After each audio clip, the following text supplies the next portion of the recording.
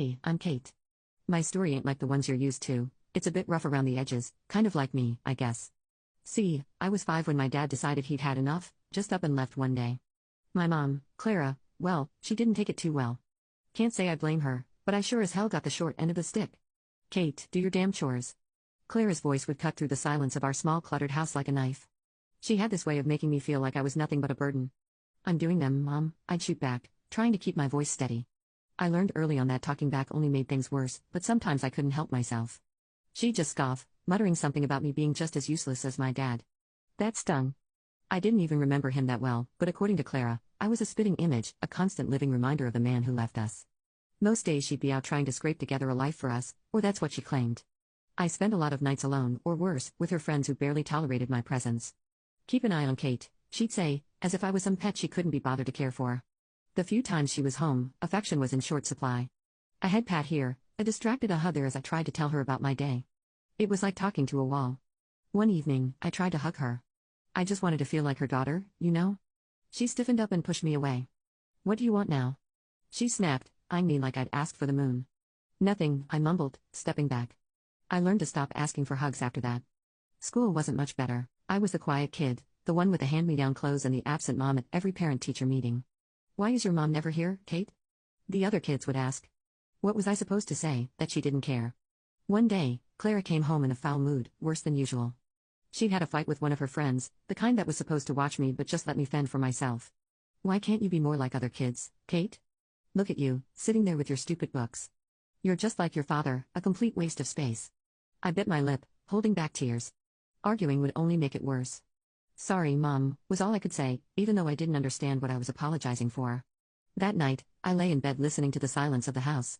It was overwhelming, the feeling of being so unloved, so unwanted. I promised myself that one day things would be different. I wouldn't end up bitter and alone like Clara. I didn't know how I'd make it happen, but I had to believe there was more to life than this. Then Mark came along. Mom married him in a whirlwind, and suddenly we were a family again. But when Lily was born, it was as if I became invisible, a ghost wandering the halls of a house that no longer felt like home. Kate, look at your sister. Why can't you be more like her? Mom would often say, her gaze fixed on Lily with a warmth I hadn't seen in years. I tried to remember the last time she'd looked at me like that but came up empty. I shrugged, attempting to ignore the sting of her words. What do you mean, Mom? She sighed, a sound of frustration and disappointment. Lily's so put together, so delicate. And you? You're always in those baggy clothes, hiding who knows what. You could be pretty if you tried. Mark would sometimes interject, a gentle mediator in our stormy household. Clara, Kate's fine the way she is. She's smart, kind. But Mom would cut him off, her voice cold. I'm talking to my daughter, Mark. Stay out of this. The divide between Lily and me grew as she embraced her role as the cherished child. She knew she was the favorite and used it to her advantage, sabotaging me with a smile on her face.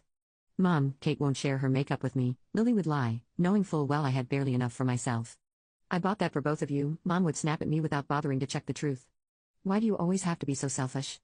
But I'd start, only to be silenced by a look. Mark, bless his heart, tried to make peace, but his efforts were often in vain. One evening, as I helped Lily with her homework, she deliberately knocked her glass of juice over my papers. Oops, she said, not a hint of remorse in her voice. Lily, apologize to your sister, Mark said firmly, witnessing the scene. Lily pouted, turning her manipulation skills on. I didn't mean to, Daddy. I'm sorry, Kate, she lied, her apology as empty as her gaze. Mom walked in at the tail end, her eyes darting between us. Without missing a beat, she sided with Lily. Kate, can't you see she's sorry? Stop making a scene and clean this up. Frustration boiling within me, I cleaned up the mess, the injustice of it all burning in my chest. It was always the same, Lily's word against mine, and I was always the villain in Mom's eyes. One day, feeling a mix of desperation and longing for a connection, I called Mark Dad in a moment of vulnerability. It slipped out, natural as breathing, but the fallout was immediate and harsh. Mom's face twisted into a mask of fury. How dare you? You have a father, Kate, and Mark is not him. You're just trying to replace him because he didn't want you. Her words were like a physical blow, knocking the air from my lungs. Mark looked stricken, caught between his wife and stepdaughter, a silent witness to my humiliation. My voice broke, the hurt too deep for tears. I thought, what, that you could just pretend everything's okay, that you could make us a perfect little family? Mom's voice was venomous, each word a pointed dagger aimed straight at my heart. In the end, I retreated to my room, the sound of Lily's laughter echoing behind me. I was the outsider, the unwanted, living in a house divided by favoritism and silent battles. Mark tried to offer solace, but his kindness was a balm on a wound too deep to heal. Growing up wasn't easy, Not by a long shot. As I hit my teen years, things at home went from bad to downright miserable.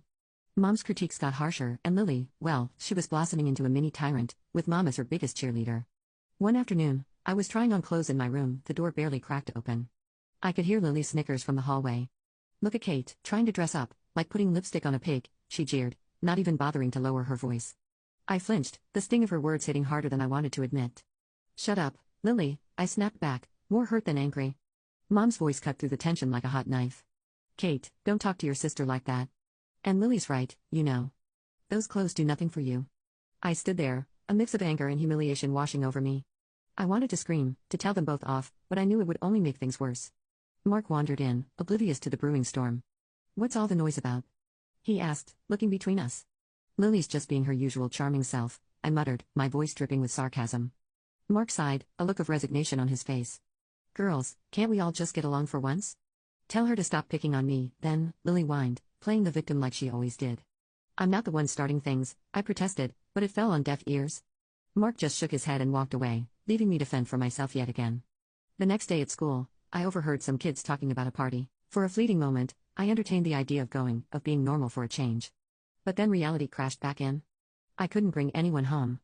Mom would make sure any friend or boy I liked would run for the hills with her comments. One evening, Mom was on one of her tirades about my appearance.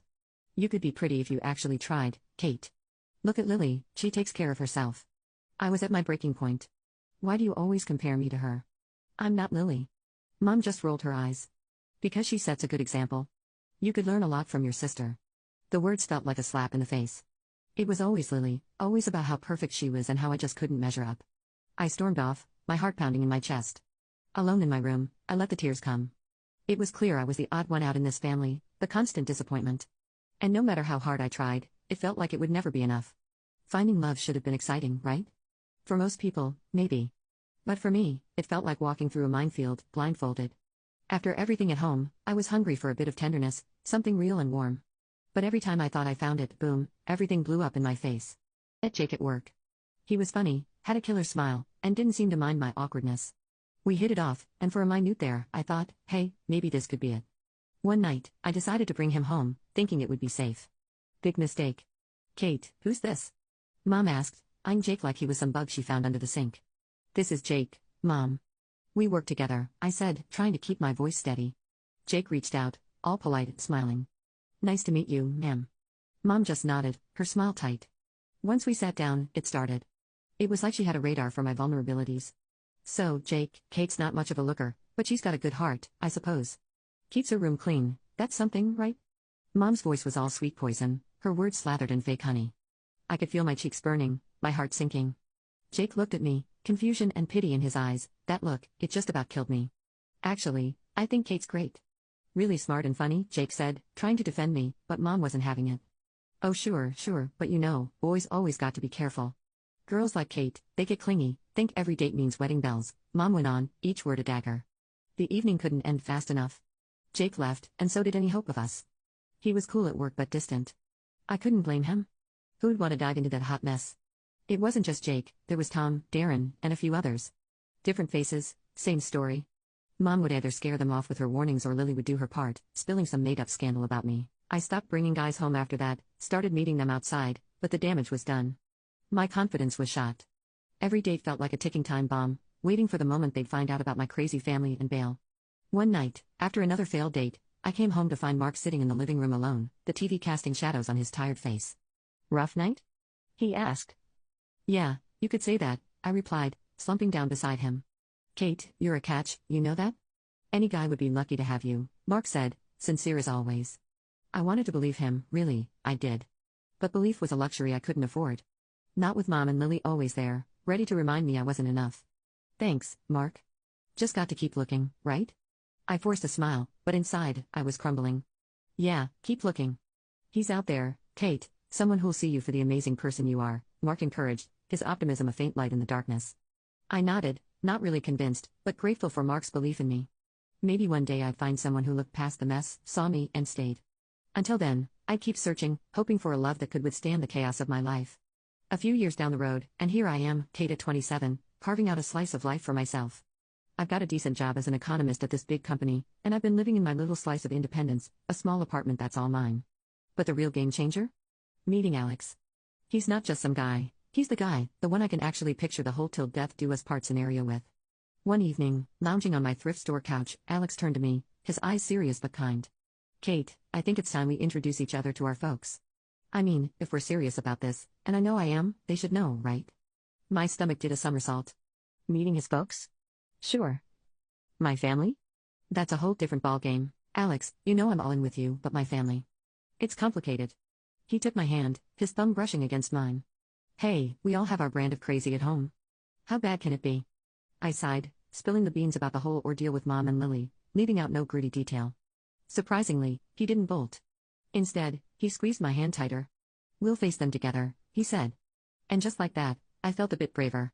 So, I bit the bullet and called Mark. Out of everyone, he's been a steady rock in the shifting sands of my family drama. Mark, I've got news. I'm seeing someone, Alex, and we're engaged. There was a pause, and then, Kate, that's fantastic. When do we get to meet him? Mark's enthusiasm was like a warm blanket. He didn't skip a beat, jumping straight to when, not if. I let out a breath I didn't know I was holding. Soon, Mark. I'm a bit on edge about Mom and Lily. Don't you worry. I'll smooth things over on this end. Just bring that young man over. It's about time there was some good news around here. Hanging up, I turned to Alex, who'd been watching me with a mix of curiosity and concern. Well, Mark's on board. Looks like we're doing this. He grinned, pulling me into a hug. See? Step 1 down. We'll handle the rest just fine.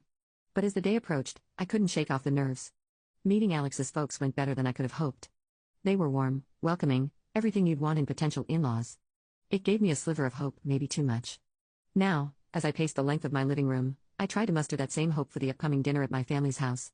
Alex, ever the optimist, assured me it would be all right. But deep down, I knew the storm that was brewing. It was going to be a showdown, my past against my future. But with Alex by my side, I felt a tad more courageous. Still, I couldn't help but run through every possible scenario, each ending more dramatic than the last. Kate, it'll be okay, Alex said, catching me mid-pace and pulling me into his arms. Whatever happens, we're in it together. The air was thick as Alex and I approached my mom's house, both of us bracing for what was coming. Little did we know, the evening had a twist in store. Kate, Alex, finally, Mom greeted us at the door, her usual frostiness replaced by a warmth that felt out of place. As soon as we were settled and introductions were out of the way, the bomb dropped. So, Alex, Kate tells me you're quite the big shot, director of your company and all, Mom said, her eyes lighting up in a way I hadn't seen in years. Alex, ever humble, just nodded. Well, I wouldn't say big shot, but yeah, I've worked my way up. That's all it took. Suddenly, Mom was all smiles and praises, hanging on Alex's every word. The transformation was almost comical, if it wasn't so painfully obvious. Dinner was served, and the atmosphere had done a complete 180. Mom was laying it on thick, every other sentence aimed at showcasing how wonderful our family was, especially Lily. Lily's just been accepted into the honors program at school, Mom boasted, shooting a look at Alex as if to say, see? We're a family of achievers. Lily ate up the attention, adding her own embellishments. Yeah, I've always been top of my class. I guess it runs in the family. I couldn't help but roll my eyes. Alex gave my hand a squeeze under the table, a silent show of solidarity. Mark, bless him, tried to keep things balanced, mentioning some of my achievements, but Mom steamrolled over him, redirecting the conversation back to Lily and, whenever possible, Alex's impressive career. As the night wore on, Mom's tactics became even more transparent. She was laying the groundwork, trying to cement a bond with Alex, presumably to ensure her place in what she saw as our newfound fortune. Alex, you must come from a very driven family. It's so important, don't you think, to instill those values in our children? Mom said, her gaze flitting between Alex and Lily. Alex, to his credit, handled it with grace. Absolutely. Hard work and integrity go a long way, he replied, deliberately including me in the conversation with a look. As we made our excuses to leave, Mom was all but hanging off Alex, insisting we visit more often.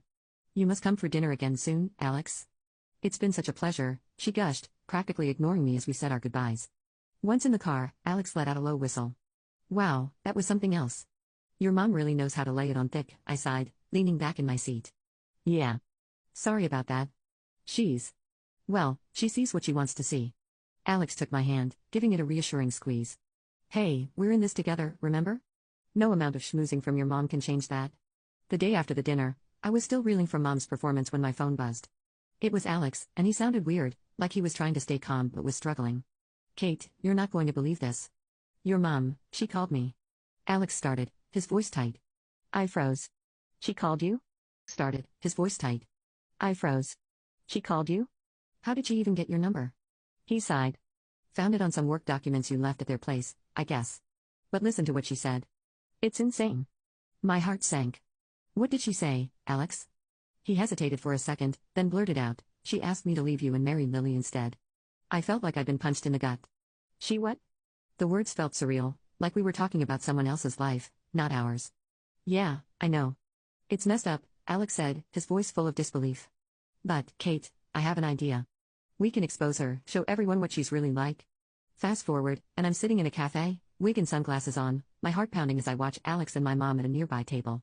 The conversation flows with my mom laying out her absurd proposal like she's negotiating a business deal, completely unaware of the dictaphone hidden in Alex's jacket. As the meeting wraps up, my mom leaves the cafe all smiles and confidence. I watch her go, shaking my head. This was a woman I no longer recognized, a stranger wearing my mother's face. Alex joined me, his face a mix of concern and anger. You okay, Kate? I looked up at him, my decision clear. Yeah, I'm okay. Let's go home. We have a wedding to plan. The day had come for truths to be laid bare, for masks to fall off, revealing the raw reality underneath. I walked into my parents' house, not as the Kate they thought they could manipulate, but as someone who had seen through their deceit. As I stepped in, my mom greeted me with a smug smile, one that made my stomach churn. Well, look who decided to show up. Too bad Alex won't be joining us anymore, right? He's chosen Lily over you, she gloated, her voice dripping with false pity. Mark, standing beside her, looked confused, his eyes shifting between Mom, Lily, and me. What's going on here? He asked, his voice heavy with concern. I didn't respond immediately. Instead, I locked eyes with Alex, who had followed me in. We shared a silent nod, a mutual agreement that it was time to end this charade. Actually, Mom, Alex is here, I said, stepping aside to reveal him. Mom's face faltered, her confidence slipping for a moment before she masked it with indifference. The room was heavy with anticipation as Alex hit play on the recorder. My heart was racing, knowing the weight of what was about to be heard. As my mother's voice filled the room, you could feel the atmosphere shift. I never loved Kate, her voice echoed, each word a dagger. And Mark? I married him for his money, nothing more. The recording stopped, but its impact lingered, heavy and suffocating. The silence that followed was broken only by the sound of my stepfather's voice, strained and full of hurt. I can't believe this, Mark finally spoke, his voice barely above a whisper but carrying a storm of emotions. His gaze shifted from the recorder to my mother, seeking some denial, some sign of remorse, but there was none. Mark stood up, his decision clear in his hardened gaze. That's it. I'm done. I want a divorce, he declared, his voice stronger now, resolved. You need to leave the house. The fallout was immediate. Accusations flew, tears were shed, and the fabric of our family was irreparably torn. My mother and Lily, united in their scheme, were now facing the consequences of their actions, isolated by their own greed and deceit. As for me, standing there amidst the chaos, I felt a strange sense of peace. The truth, as painful as it was, had set me free from the web of lies that had ensnared our lives for too long. In the weeks that followed, I focused on rebuilding, on planning a future with Alex, one based on trust and love. We got married in a small, intimate ceremony, surrounded by friends and those who truly cared for us. Mark was there, his presence a symbol of the family ties that still held despite everything. Mom and Lily? I made the difficult decision to cut ties. It wasn't easy, but it was necessary for my peace of mind, for my happiness. As Alex and I stood together, hand in hand, I realized that this was just the beginning, a new chapter, free from the shadows of the past, ready to face whatever came our way together. Years have passed since that chaotic chapter of my life, and now, at 32, I can finally say that I've found my peace. Alex and I have built a beautiful life together, a life filled with love, respect, and understanding. We've got a cozy home in the suburbs, a place that actually feels like home, not just somewhere to hide from the chaos of the world. Every corner of our home tells a story, our story. From the mismatched furniture we bought on our weekend thrift hunts to the photos lining the walls, capturing our travels, adventures, and quiet moments together. And guess what? We're expecting our first child. I'm 5 months pregnant with a baby girl. The idea of raising a daughter both thrills and terrifies me. I've thought long and hard about what kind of mother I want to be, what kind of mother I won't be. I refuse to pass on the legacy of bitterness and resentment that Clara carried with her. Instead, I'll love my daughter fiercely, just like I've been loved by Alex. Mark is still a part of our lives. He's become a grandfather figure, excitedly counting down the days until he gets to meet his granddaughter. He's moved on from the wreckage of his marriage to my mother, found his own slice of happiness, and settled into a peaceful, quiet life. We see him often, and I'm grateful for his unwavering support and presence in my life. As for my mother and Lily, I hear from them occasionally. Lily's still chasing whatever version of success she's set her sights on, while my mother, well, she's still my mother. Bitter, distant, and too proud to admit her mistakes. I've made peace with that too. I've learned that sometimes, walking away is the most loving thing you can do for yourself. Cutting ties doesn't mean I hate them. It just means I've chosen to protect my own heart, to create a life that isn't weighed down by their toxicity. Alex has been my rock through it all. Even as we prepare for the chaos of parenthood, he's still the same optimistic, patient man I fell in love with all those years ago. Every time I look at him, I'm reminded that I've come a long way, that I deserve this happiness, that I've earned it. Our daughter will grow up surrounded by love, not chaos. She'll know that she's wanted, cherished, and enough just as she is. I'll make sure of it. And while I can't control what life throws our way, I can control how we respond to it, how we rise above it. Looking back on everything, I realize that the trials I went through shaped me into the woman I am today, stronger, more compassionate, and fiercely protective of the love I've built. The little girl who once felt so unloved, so invisible, has grown into a woman who knows her worth. I'm not perfect, and I never will be. But I'm enough. And that's more than I ever thought I could ask for. So here I am, Kate, 32 years old, a wife, soon-to-be mother, and survivor of the mess that was my childhood. But I'm not defined by that mess anymore. I've created something new, something beautiful out of it.